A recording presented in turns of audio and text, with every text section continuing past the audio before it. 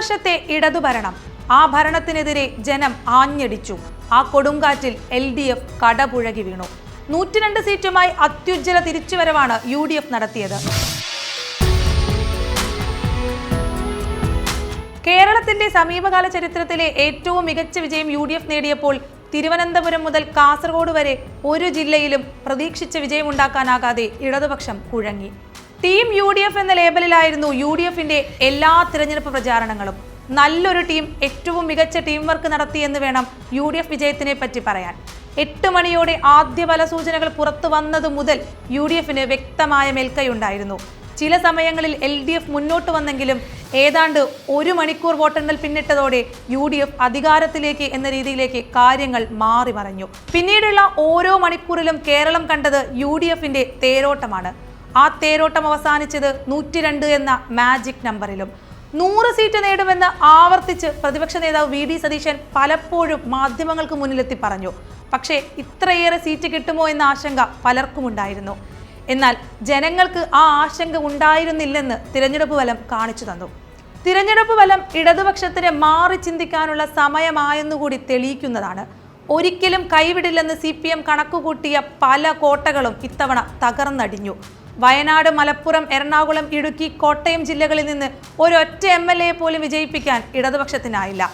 എന്നും പാർട്ടിക്കൊപ്പം ഉറച്ചുനിന്ന കണ്ണൂരും കോഴിക്കോടും പാർട്ടിക്കുണ്ടായത് വലിയ തകർച്ചയാണ്. അപ്രതീക്ഷിതമെന്നല്ല, ഇടിവെട്ടുപോലൊരു തിരിച്ചടി എന്നാണ് കണ്ണൂരിലെ തോൽവിയെപ്പറ്റി പറയേണ്ടത്. തിരഞ്ഞെടുപ്പിലെ CPMന്റെ മുഖമായിരുന്ന മുഖ്യമന്ത്രി പിണറായി വിജയൻ അടക്കം ഒരു വേള പിന്നിലായി. ധർമ്മടത്ത് ആദ്യ 6 റൗണ്ട് വരെ മുഖ്യമന്ത്രി പിന്നിലായിരുന്നു. 2021 50,000-ലധികം വോട്ടുകൾക്ക് ജയിച്ചിടത്താണ് പിണറായി വിജയൻ ഒരു വേള പിന്നിൽ പോയത്. വിമത സ്ഥാനാർത്ഥികളെ CPM വേണ്ടത്ര പേടിച്ചിരുന്നില്ല. പക്ഷെ അവർ CPMന് വലിയ പ്രതിസന്ധിയാണ് ഉണ്ടാക്കിയത്. പയ്യന്നൂരിൽ V കുഞ്ഞികൃഷ്ണന്റെ ജയവും തളിപ്പറമ്പിൽ TK ഗോവിന്ദൻ ജയിച്ചതും പാർട്ടി കോട്ടകളിൽ CPMന് വലിയ ക്ഷീണമായി. പാർട്ടി വിട്ടുപോയ മുതിർന്ന നേതാവ് G സുധാകരനെ അനുനയിപ്പിക്കാതിരുന്നത് തെറ്റായിപ്പോയി എന്ന് തോന്നിക്കുന്നതായിരുന്നു അമ്പലപ്പുഴയിലെ സുധാകരന്റെ വിജയം. അത് മാത്രമല്ല, ഇടതുപക്ഷത്തിന്റെ പല മുതിർന്ന നേതാക്കൾക്കും മന്ത്രിമാർക്കും പരാജയം നുണയേണ്ടി വന്നു.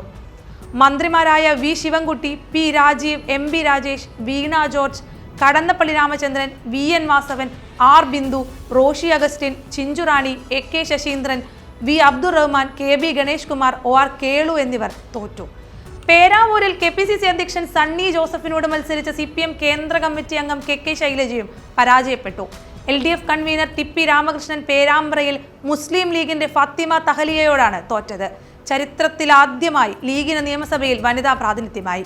മുഖ്യമന്ത്രി Pinarayi Vijayan, KN Balagopal, Saji Cherian, Muhammad Riyas, P Prasad, GR Anil, K Rajan എന്നിവർക്ക് മാത്രമാണ് മന്ത്രിമാരിൽ ജയിക്കാനായത്. 63 സീറ്റുകൾ നേടി കോൺഗ്രസ് സമീപകാലത്തെ ഏറ്റവും മികച്ച പ്രകടനം കാഴ്ചവെച്ചപ്പോൾ ലീഗും ഒപ്പത്തിനൊപ്പം നിന്നു. മത്സരിച്ച 27 സീറ്റുകളിൽ 23 ലീഗ് ജയിച്ചു കയറി. 26 CPM ജയിച്ചത്, 8 CPI ജയിച്ചത്.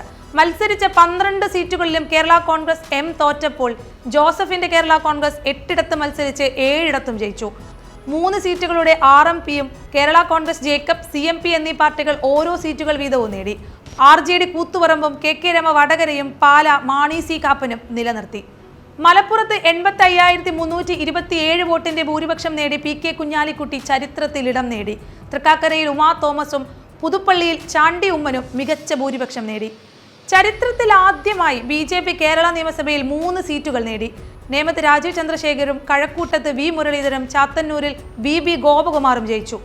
എന്നാൽ BJP ഏറെ പ്രതീക്ഷ വെച്ച പാലക്കാട്ടും മഞ്ചേശ്വരത്തും പാർട്ടിക്ക് വിജയിക്കാനായില്ല.